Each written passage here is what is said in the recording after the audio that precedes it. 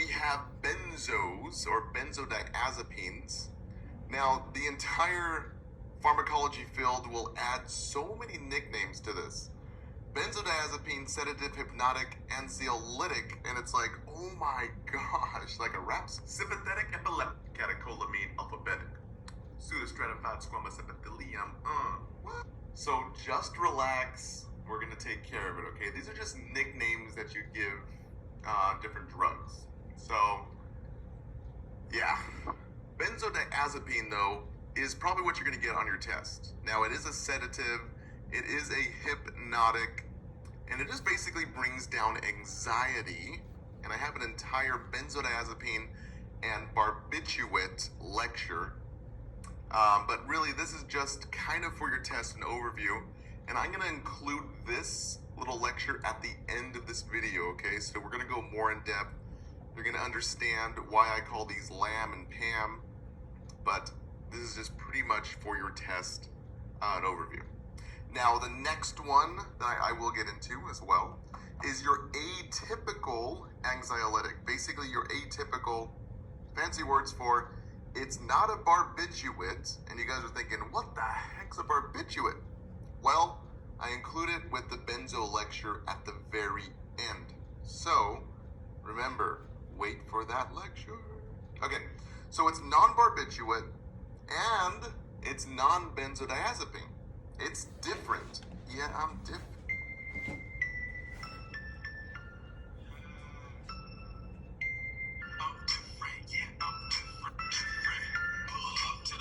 My benzo missing. Pull up to the scene. My benzo missing. So that's right. Your non-barbiturate atypical Buspar is different, okay? Yeah, it's different. It's not a benzo. It's not a barbiturate. It's way different, and we're going to get into that right now, pretty much. So first off, your benzodiazepines. Benzos, they decrease what's known as your GABA receptor, and I call GABA your mother. That's what my pharmacology teacher taught me. She was saying that GABA is your mom. GABA is that little person in your brain that holds all your cognitive, rational decisions. So, when you drink alcohol, GABA is decreased. Benzodiazepines pretty much do the same thing. All your rational thoughts and egging houses and having your beer goggles on and probably singing at the top of your lungs are probably not smart things if you drink too much alcohol after your tests and go out and party. Now, your GABA receptors will be decreased, or basically, your GABA will be decreased or be sedated as a sedative. And usually we give our benzos for seizure patients. And benzodiazepines are very strong. They act very, very quickly. It's almost like the albuterol, if we will. It's very fast acting, as albuterol is a bronchodilator for the lungs. Or Novolog is insulin, very fast acting insulin. Benzodiazepine is a very fast acting, one of the most fast acting that we can give for an acute reaction. So, these end in LAM and end in PAM. So Xanax, Valium, and Ativan are your trade names. The almost like saying, hey, it's Coca-Cola, it's Pepsi, it's Sprite. Well, what is it? Well, it's a soda. And see, these are the generic names that they kind of practice under. Okay. So when you drink alcohol, your GABA receptors are decreased. So you have decreased motor skills, obviously. That's why they make you do that walking gait if you're drunk.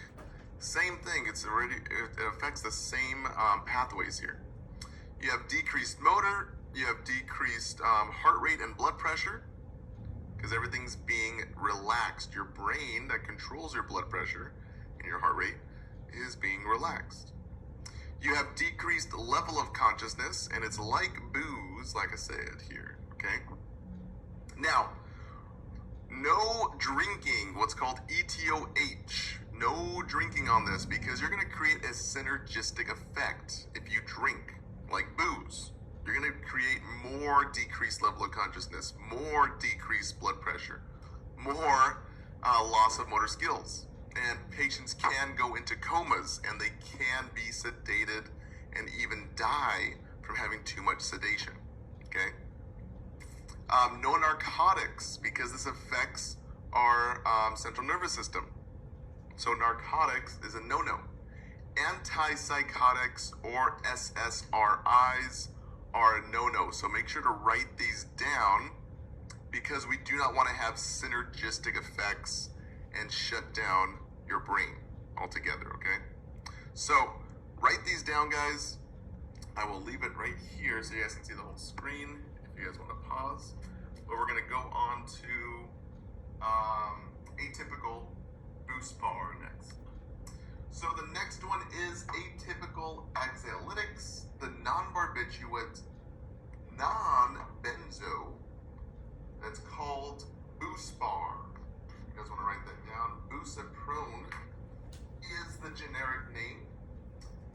Now, it's not a GABA blocker, okay?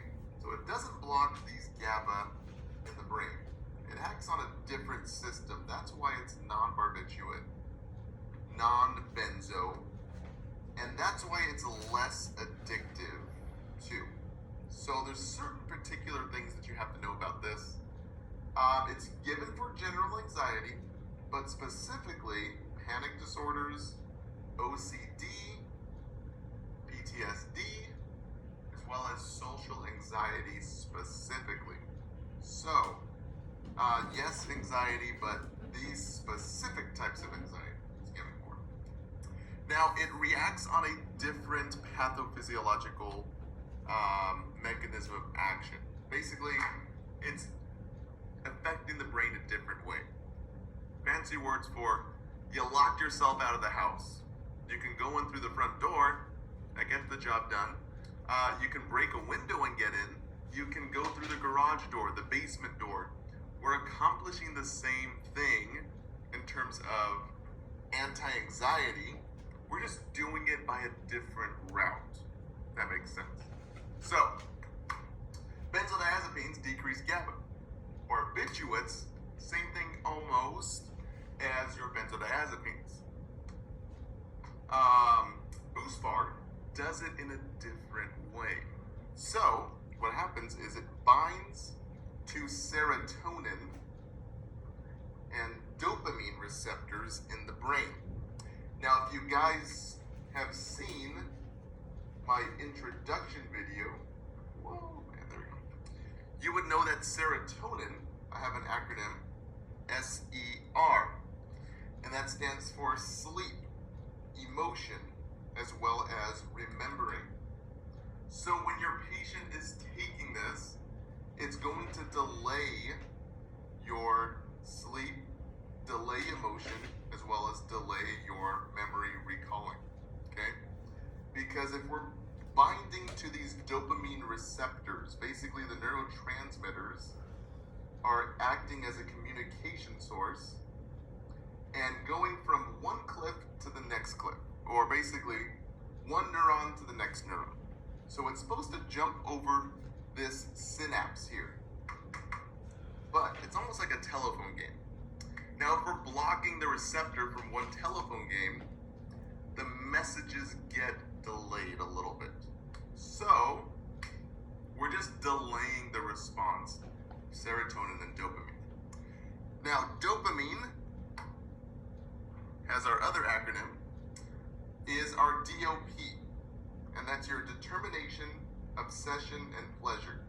So you're gonna have less determination, less obsession, which is a good thing, but less pleasure, not so much, kind of a bad side effect here.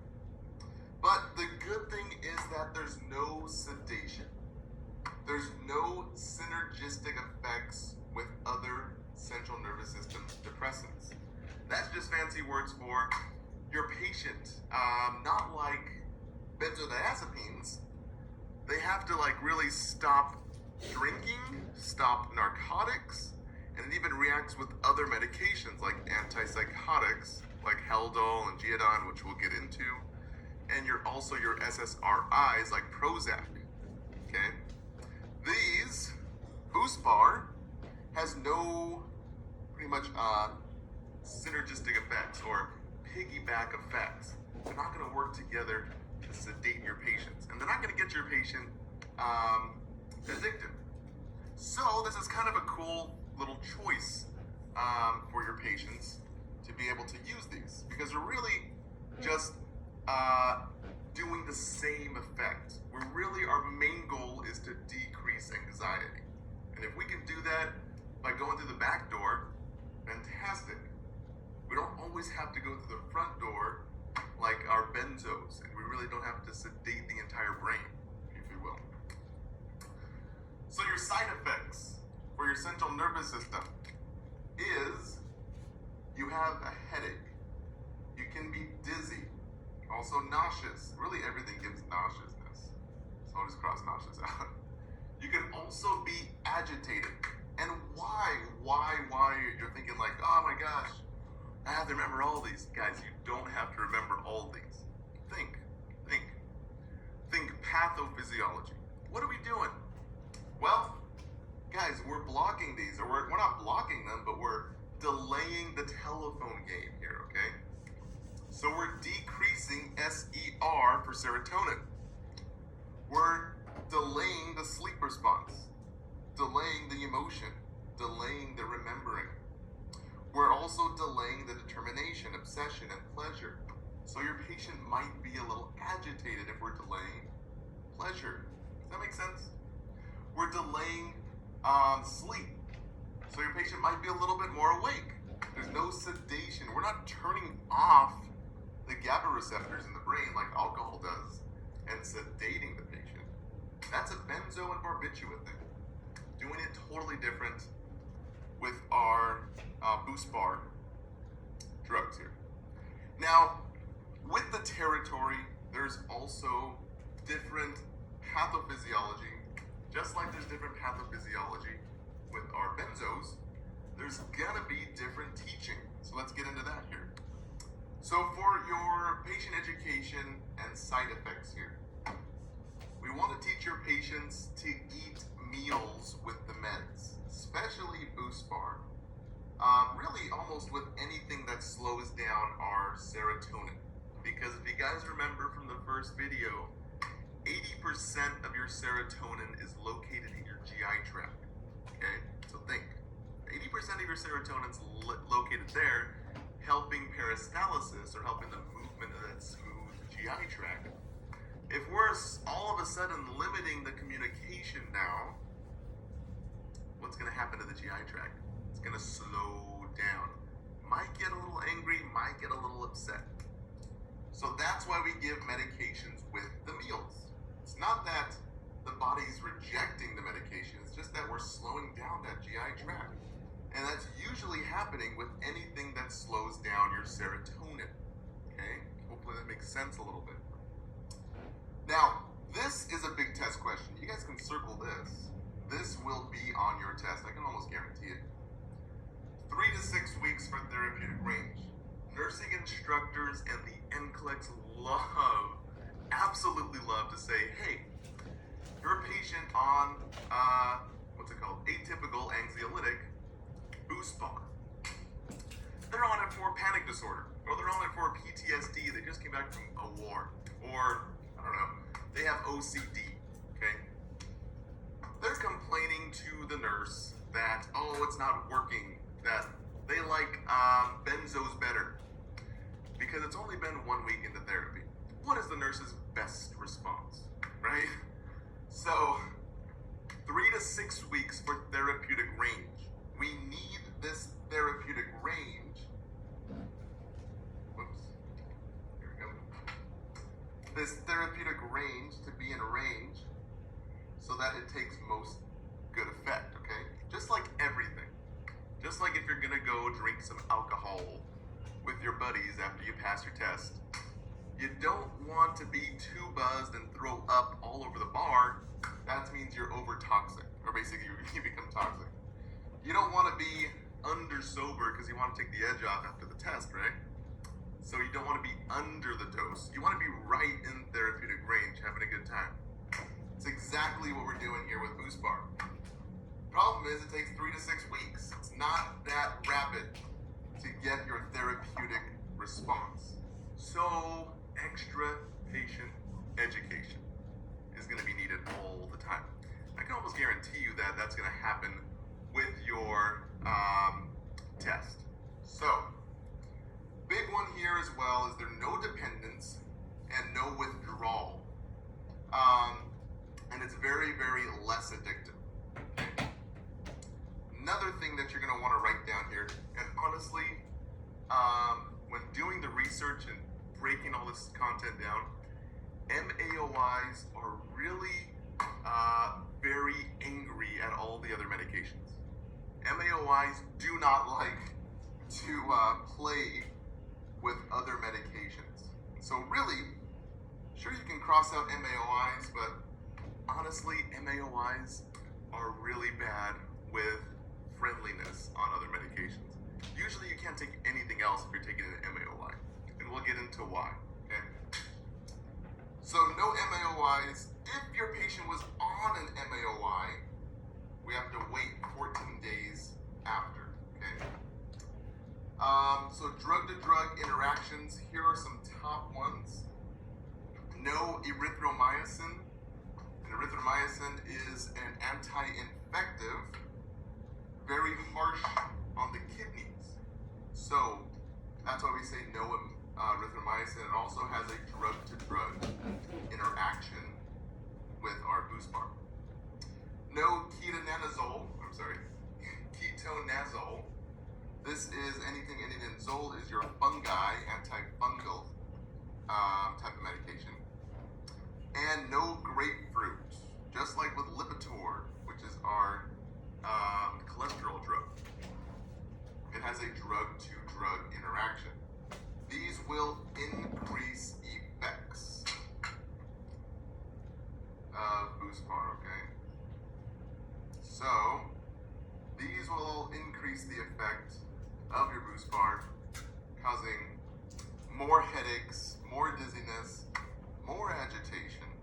So, just stay away from your erythromycin, antifungal, as well as grapefruits, okay?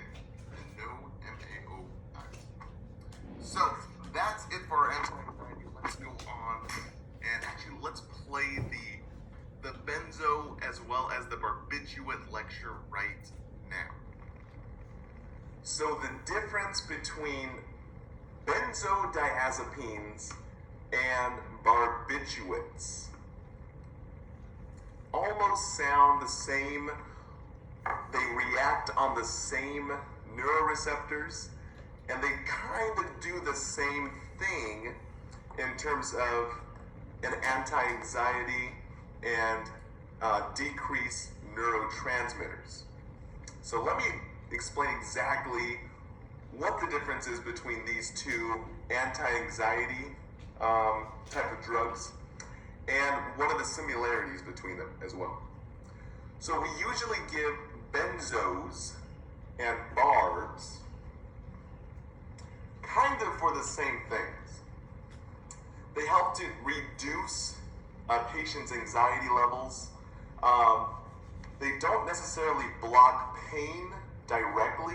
They're not an opioid receptor pain blocker, but they will drop the blood pressure, they will drop the heart rate, and they will drop the respirations, because they do act in the brain, the central nervous system, okay? But their mechanism of actions are a little different.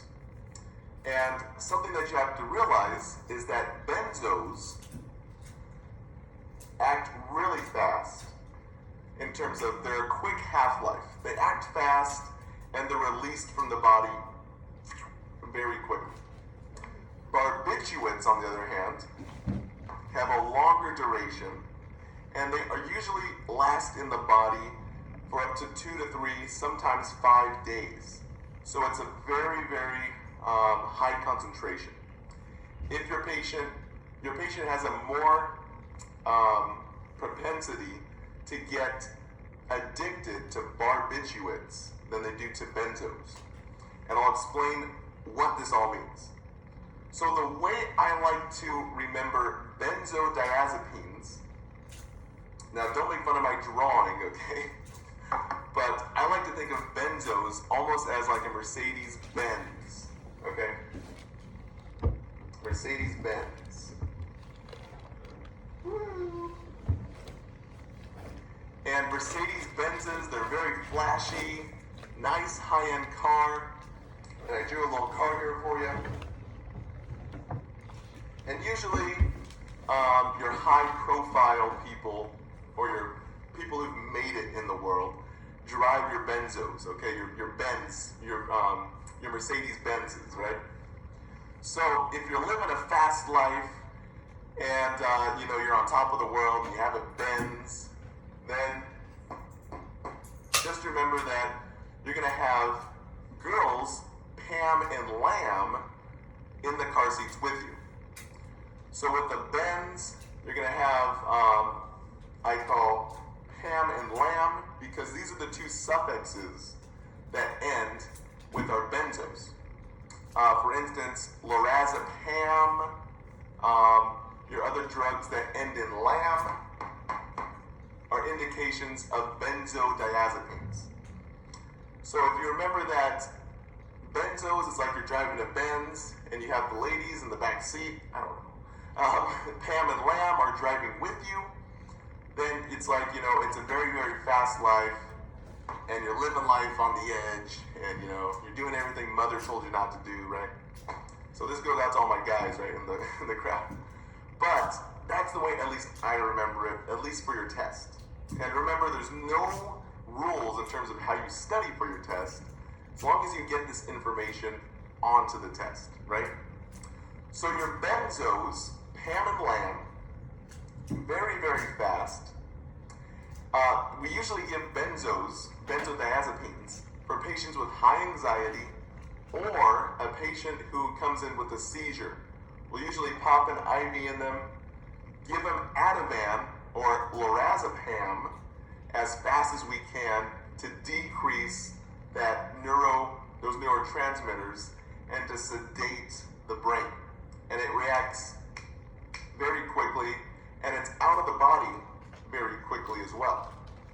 On the other hand, we have barbiturates. Barbiturates act in the central nervous system, in the brain, in the same way, but act on different receptors. They act on GABA alpha receptors, okay? And the way I like to remember barbiturates, they're a longer duration.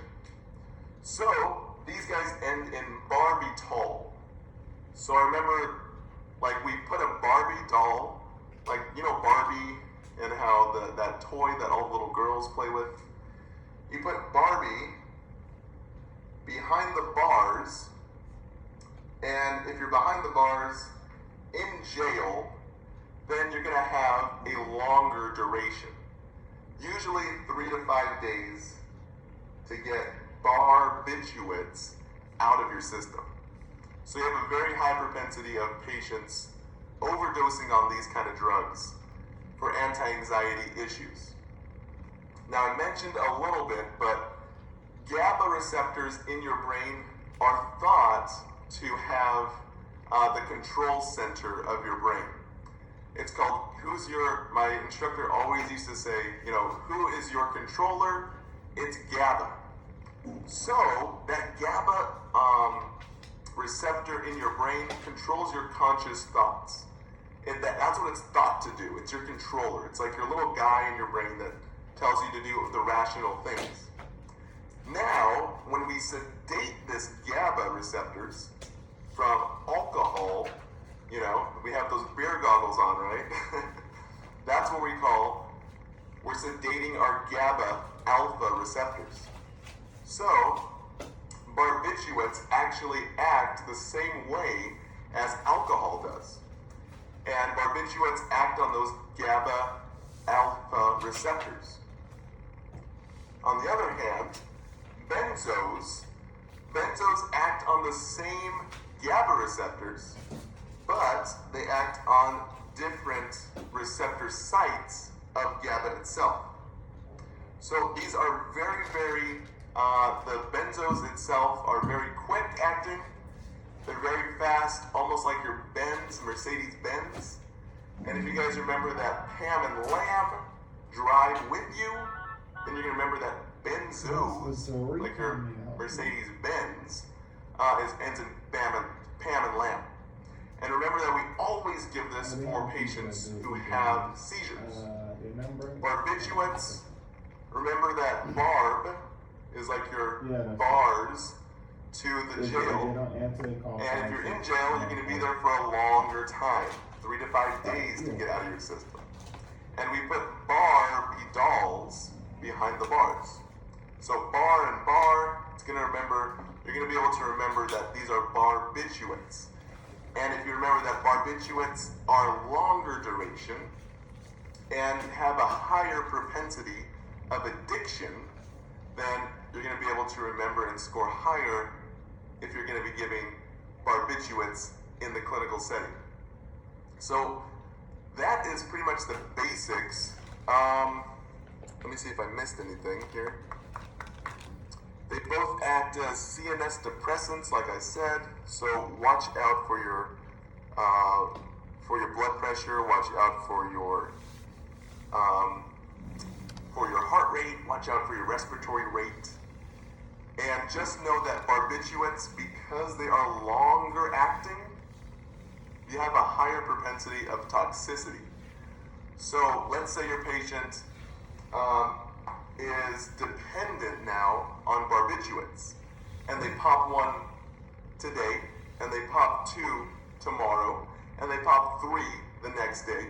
We're going to create this synergistic effect of getting too much barbiturates. If we did that with benzos, your Ativan, your lorazepam, you pop a few, wait a day, pop a more few, your body's going to get rid of it. So you're not going to have a propensity of becoming overdosed or have a toxicity level. So hopefully that clears up a little bit between benzodiazepines and barbiturates themselves.